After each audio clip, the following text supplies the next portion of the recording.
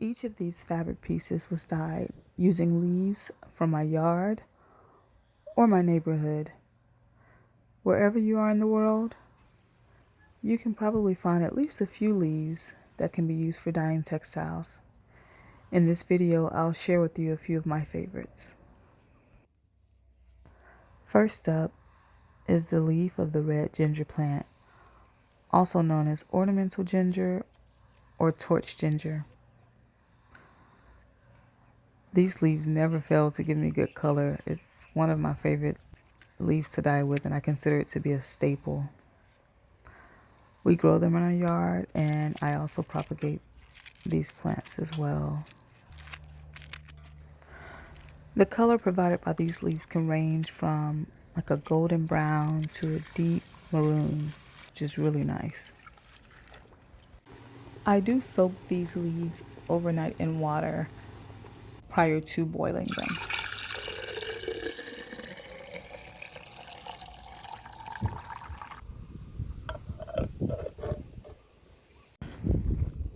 So this is some cotton fabric that I've bound with various bands, and I'm going to put this in the ginger leaf dye right here.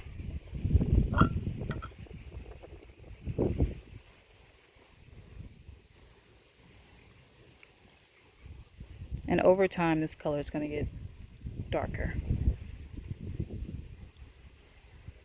So today is Sunday, and I think I'll leave this in here until about Wednesday or Thursday and then see how it looks.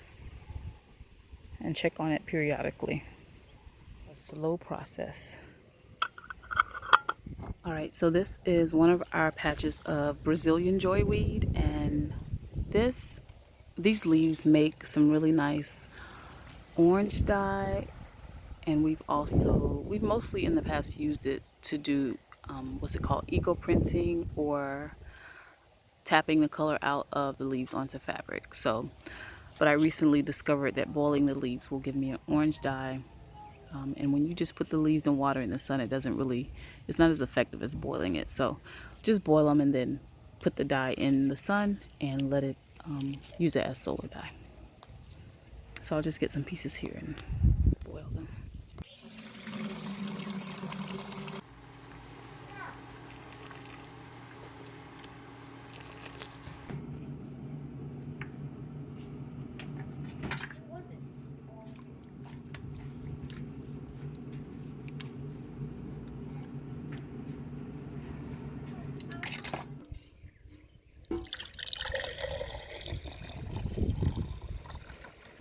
So this is some joyweed dye that's been out here for a couple of days now, and it has like a burgundy purple color. Let me see if I can find some way to show you. So it's actually turning back the color of the leaves, and the one that I just brought out here, it's more orange.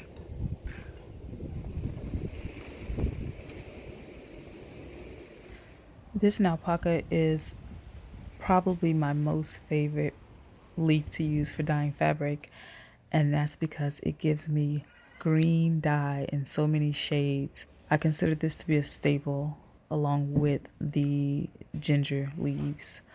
So right here I'm just going to be using some old leaves that I've actually had in the refrigerator for a few weeks and kind of forgot about.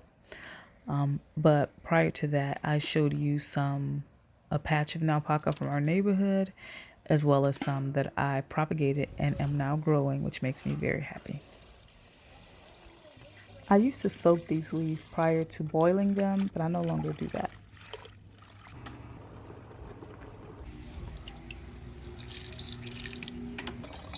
You'll see how this color in the jar changes with time.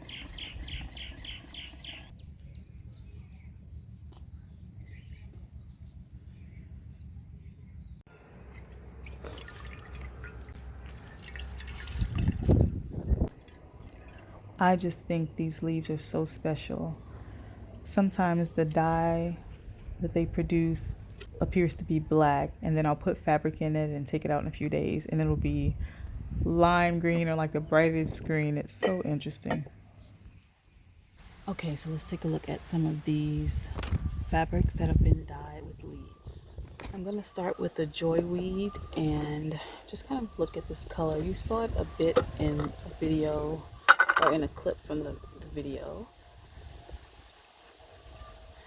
So joyweed leaves, they are burgundy in color, and in boiling them I got this orange color here, which is really nice. It's a nice color, completely unexpected, you know. The dye is still a burgundy color like the leaves though.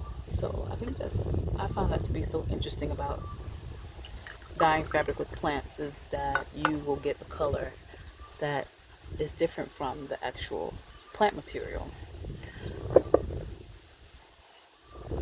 So that's this piece from joyweed. Joyweed is very easy to propagate and grow also. And then here I have more joyweed pieces. They're very, just some scraps that I wanted to use as dye. This is a really nice color. And you see when I squeeze that out, it is burgundy.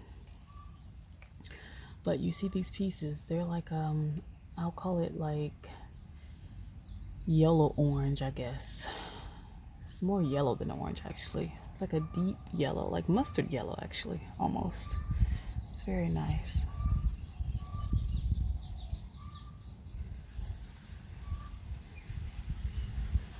Okay. So those are the joyweed dyes. And next I'm going to show you this from the red ginger leaves. But this dye isn't complete yet. This will eventually turn a deep, deep burgundy, even darker than this joyweed dye here. But it's been out here for a few days and it's taken a while. We haven't had, you know, consistent sun every day, so that could be why. But this is really just the beginning of the color that this is going to turn. So I won't necessarily open up the fabric yet, but it's still a really nice color. Even now, this is beautiful. Similar to the color of the joyweed fabric. It's a deep yellow. But for this piece, I use rubber bands to just create a design on here. And then when I eventually take this off, it's going to have white, kind of like white rings around it where I put the rubber bands. That'll be really nice. But I'm going to let this stay because I want it to get dark. I want it to get burgundy. And then my absolute favorite is Naupaka. I'm going to show you this one first, just to show you how you can get different shades of green from using Naupaka leaves. These are just some scraps of cotton fabric. This is like a light sage color. I've had it be dark sage before. Just so many different shades of green with the Naupaka leaves. It's really nice. Oh, this is a whole piece, a square piece here. I didn't do any kind of binding or shibori or tie-dye like I normally do. I just left this, you know, unaltered, so it's just a solid green piece. And I'm gonna actually, let me go get the other piece that where I did do some tie-dyeing. All right, so while I was there, I got this piece which was tie-dyed and used in the Naupaka dye, so you can see this design created on here. And then I also found this piece just to kind of give you an idea of how the red ginger leaf dye can look, you know, this dark burgundy or kind of brownish color at this point, that this one can eventually turn, because this was dyed with the same leaves. And so you can see the difference between this color and this color, even though it's the same plant. I love that about dyeing with plants. Just, it's very diverse. You don't always know what you're gonna get. I really like that. So these two pieces were also dyed with leaves, the same leaves used in these jars. And then finally, let me show you this green from more Naupaka.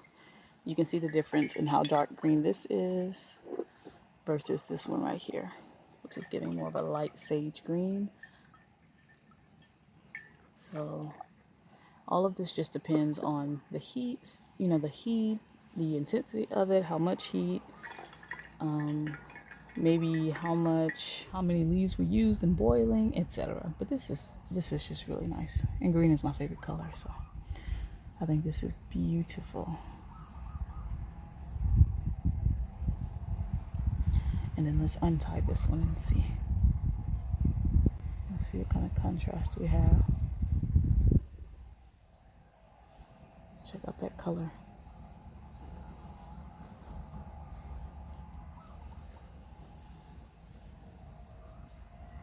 And so you can see the contrast of the green and white on here, and just from a simple twist and tie or tie-dye design that I did, technique that I did.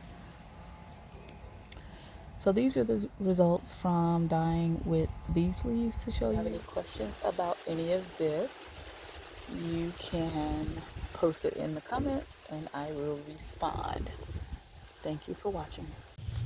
Okay, so today is Friday, and I am going to go ahead and take this fabric out that's been dyed with the red ginger leaves. As I stated in the video, this has been in here since Sunday. It has not turned burgundy yet, and interestingly, this is the first time this has happened where it didn't turn burgundy in the matter of a couple days. But this color is really nice, so I'm going to go ahead and open it up so you can see how it looks.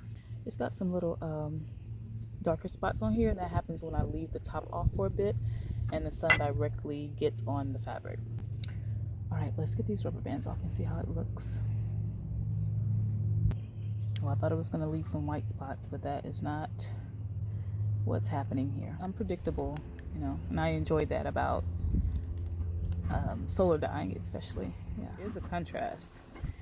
It's hard to see maybe for you all, but there are spots. You can see like a little circular pattern here. It's just not white like I thought it would be, but it's more of a bright yellow.